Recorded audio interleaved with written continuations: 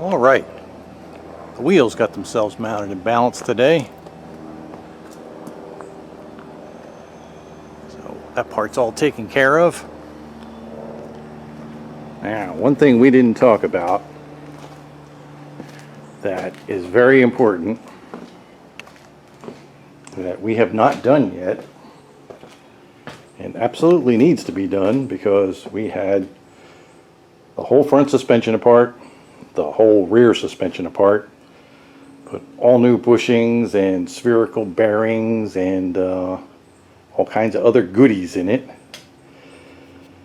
And basically the camber and castor settings we just set in the middle of the adjustment and adjusted the toe with a tape measure so that it was a 1/16 to an 1/8 of total toe in. So that's pretty simple to do. I mean, I've done that, been doing that for decades. I mean, if you just got to set the toe, it's super easy. You measure across the front of the tire, and then you measure across the rear of the tire.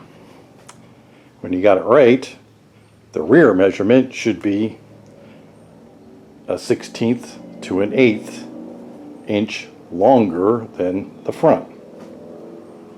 So that's not a big deal. What is a big deal is camber, which you can do a couple different ways. The easiest way is to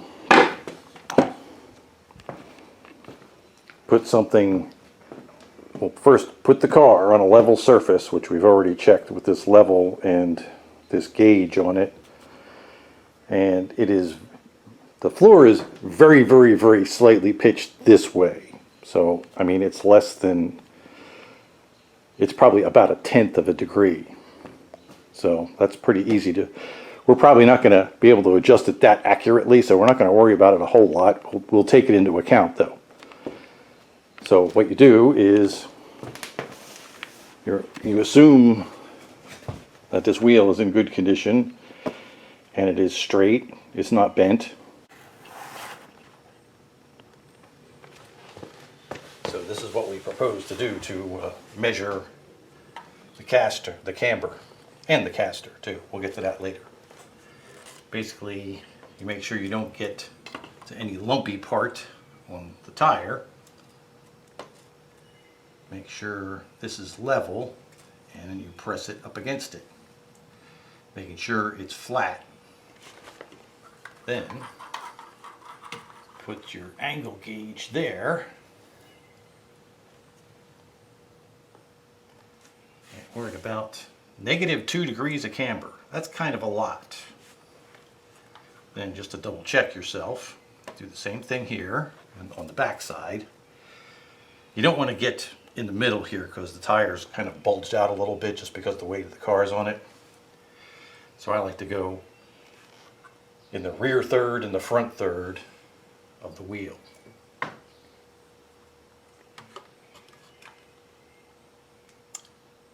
And we've got right about 2 degrees again. I already measured the other side and that was right about 2 degrees. So we've got a bit too much negative camber. The adjustment is in on the shock. And that's fairly easy to do. The only difficult part is the wheel is in the way in the tire. So what you have to do is jack it up, pull the wheel and tire off, make an adjustment that you think is the right direction, put the wheel and tire back on, and roll the car back and forth a bunch, and then check it again. You know, you roll the car back and forth to get it to settle down after being, you know, expanded. And you just do that until you get it right. We're shooting for about a ¼ degree negative camber,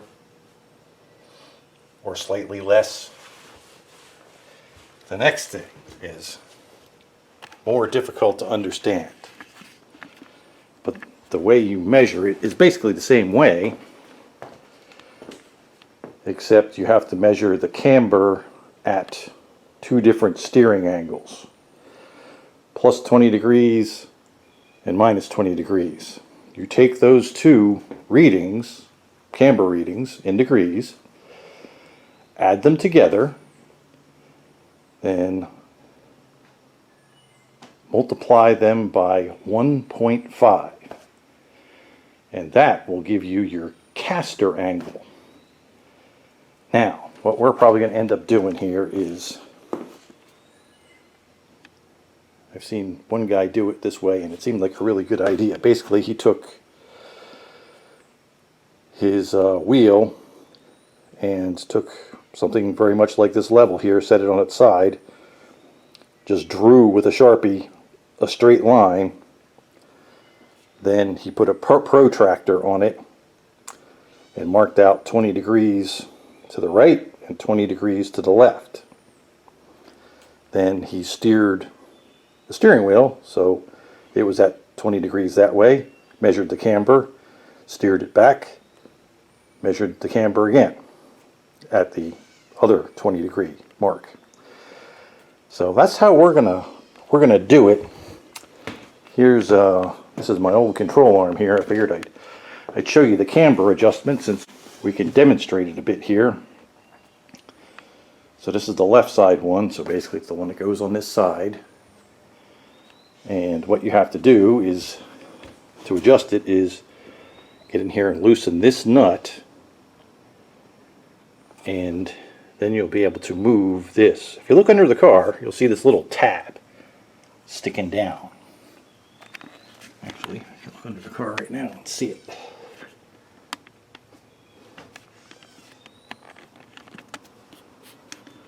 Should be right in front of that shiny aluminum thing. Right there. Wait. Yeah, right in here is where it is. So, if you look down on it, you can see what happens when you move this back and forth.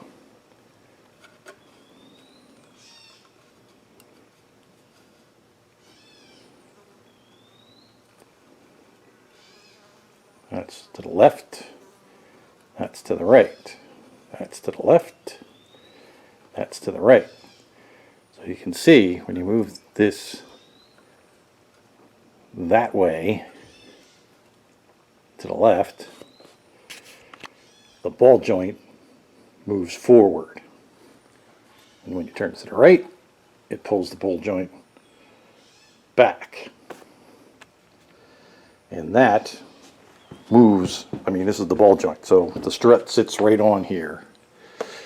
So you're moving the bottom of the strut back and forth, which changes the, you can imagine the Castor angle being a vertical line and it's moving either that way or that way,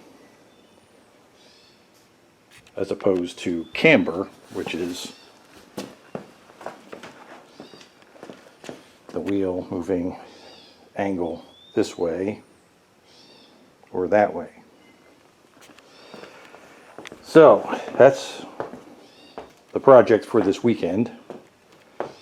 I realized I don't have a protractor, so I was just rooting through the house trying to find one, and I didn't find one, but I have carpenter's square here that has an angle scale on it.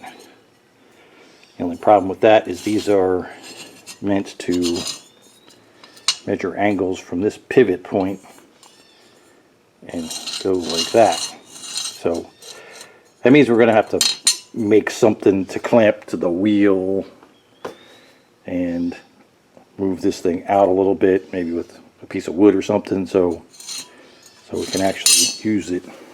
But that's the plan. And this is just the front. We still have to do the back. The back, I have no idea. I never even checked the toe. So before we put those nice pretty wheels and tires on it, we're going to get this stuff adjusted and do some wear checking on these tires, since we put, I don't know, 1,000 miles on them maybe. And we know it's not right. I mean, so far we know that the toe is probably right about right. The camber is -2 degrees on both sides, which is way too much. And I have no idea what the caster is yet because I didn't check it yet. So that's the projects for this weekend. I'll let you know when we have some more progress.